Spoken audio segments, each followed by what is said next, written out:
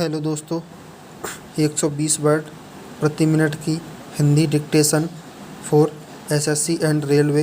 Dictation start होगी अगले 5 second बाद। 2 यस स्टार्ट। सभापति महोदय, मैं निवेदन कर रहा था कि इस वित्तीय बजट में जो हमारे देश की आर्थिक परिस्थिति का चित्र पेश किया गया है वह स्पष्ट नहीं है। हमारे हालात ज़्यादा संगीन और ज़्यादा खतरनाक हैं। सच तो यह है कि हम बड़े ही गहरे और भीषण आर्थिक संकट में आ गए हैं। क्यों आ गए हैं, क्या कारण है? हम समझते हैं कि जहाँ तक आर्थिक संकट की वास्तविकता का सवाल है, शायद ही उससे कोई इनकार करे। उसको कम करके आप बतला सकते हैं, लेकिन उसके अस्तित्व से इनकार नहीं कर सकते और वित्त मंत्री भी नहीं कर सकते। उनको उसे स्वीकार करना पड़ा, आर्थिक संकट को स्वीकार करना पड़ा, लेकिन हमें अफसोस है कि उन्होंने उससे विश्लेषण में उसका जो कारण बतलाया है वह बिल्कुल गलत है। उन्होंने कारण क्या बतलाया कि सूखा पड़ गया और इसलिए सारी गड़बड़ी हो गई। माफ़ करें, हम समझते हैं कि यह दिल बहलावे की बात है, इसमें कोई शक नहीं है। सूखे ने हमारी हालत को और भी संगीन बना दिया है, लेकिन एक चीज़ आप ले लें, आप कीमत के सवाल को ले लें। पिछले साल 20% मूल्यों में वृद्धि हुई, लेकिन क्या आप अपने शासनकाल का एक साल भी ऐसा बता सकते हैं जबकि इस देश में मूल्यों में वृद्धि ना हुई हो? 3 पंचवर्षीय योजना काल में 36% वृद्धि हुई। जब हम मूल्यों में वृद्धि के खिलाफ आवाज़ उठाते हैं और मांग करते हैं कि मूल्यों में वृद्धि दर पर रोक लगाइए, तो आपके प्रति आपके बेंचों पर बैठने वाले लोग कहते थे कि चूंकि देश में विकास हो रहा है इसलिए मूल्यों में वृद्धि हो रही है। विकास होगा तो मूल्यों में वृद्धि होगी। अब जब सूखा है, अकाल है, अविकास है, तब भी मूल्यों में वृद्धि हो।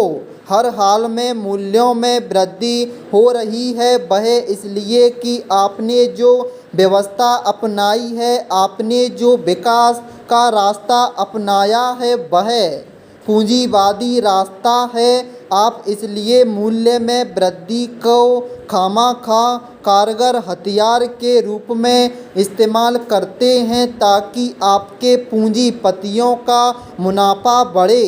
पूंजीपतियों के मुनाफा बढ़ाने का आपका उद्देश्य रहा है। मैं यह निवेदन कर रहा था कि यह जो विश्लेषण है कि सूखे वगैरह के कारण मूल्यों में वृद्धि होती है, गलत है। यदि ऐसी बात होती तो उन वर्षों में क्यों मूल्य वृद्धि हुई जिनमें सूखा नहीं पड़ा था और हमारी फसल भी अच्छी हुई थी? यह मेरे लिए बड़ी प्रसन्नता की बात है कि इस अवसर पर आप मेरे हाथों से 2 बड़ी संस्थाओं का शिलान्यास करवा रहे हैं और मैं यहाँ से यह आशा लेकर वापस आऊँगा कि इन संस्थाओं द्वारा केवल आपकी ही नहीं बल्कि सारे देश की बड़ी सेवा हो सकेगी। आपने अभी जो मानपत्र दिया उसमें बहुत सी बातों का उल्लेख किया।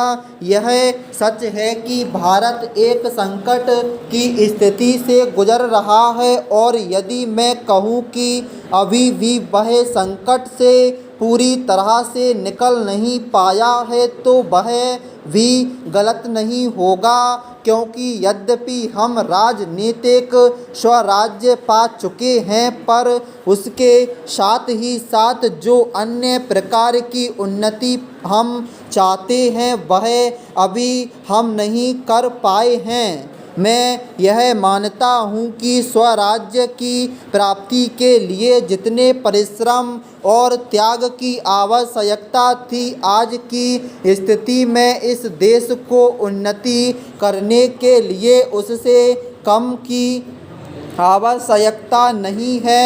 इन गुणों की आज भी उतनी ही आवश्यकता है जितनी कभी अन्य किसी भी अवस्था में हो सकती थी। इसलिए जहाँ कहीं मुझे अवसर मिलता है, मैं यह बताना चाहता हूँ कि हम यह ना समझें कि राजनीतिक स्वराज्य प्राप्त करके हमने अपना सारा काम पूरा कर लिया है और अब भोग का समय आ गया है। पैरा मैं मानता हूँ कि जो व्यक्ति काम करने वाले हैं उनके लिए तो सदा त्याग का ही समय रहता है और त्याग ही उनके लिए भोग है। इसलिए आज हम जिस नए भारत के निर्माण में लगे हुए हैं, उससे हर प्रकार की दरिद्रता, बीमारी तथा निरक्षरता दूर हो जाएगी। हम ऐसे भारत के निर्माण में लगे हुए हैं जिसमें किसी को खाने की कमी नहीं रहेगी, बीमार पड़ने पर दवा की कमी नहीं रहेगी और जिसमें धर्म, भाषा अथवा जाति के आधार पर परस्पर झगड़े नहीं होंगे, जिसमें सब एक दूसरे की सहायता करना तथा एक दूसरे को सुखी बनाना अपना कर्तव्य और सौभाग्य मानेंगे। ऐसे भारत के निर्माण में बलिदान तथा लगन के साथ काम करने की आवश्यकता है। हम चाहते हैं कि भारत के नागरिक इस प्रकार तैयार किए जाएं कि वे इन गुणों से संपन्न हो और वे सेवा में ही भोग समझें। जब से हम अंग्रेज़ों की गुलामी से स्वतंत्र हुए हैं, हमने इस देश की बहुत प्रगति की है। पैरा अध्यक्ष महोदय, जो विधेयक हमारे सामने लाया गया है उसमें बहुत सारे सुधारों की गुंजाइश है। इसको और भी अच्छे ढंग से यहाँ रखा जा सकता है। मैं कुछ शब्द कहना चाहता हूँ और वह यह है कि जब जब भी आवश्यकता हुई, हमारे देश के मजदूरों ने कभी बलिदान देने से अपने को पीछे नहीं रखा। जब जब ज़रूरत हुई उन्होंने ऐसी अवस्था को स्वीकार किया जिससे देश का कल्याण हो। अभी हाल में जो समझौता हुआ उसे मजदूरों की बहुत बड़ी कुर्बानी समझनी चाहिए। जो उन्होंने की उसे उन्होंने स्वीकार किया। स्टॉप।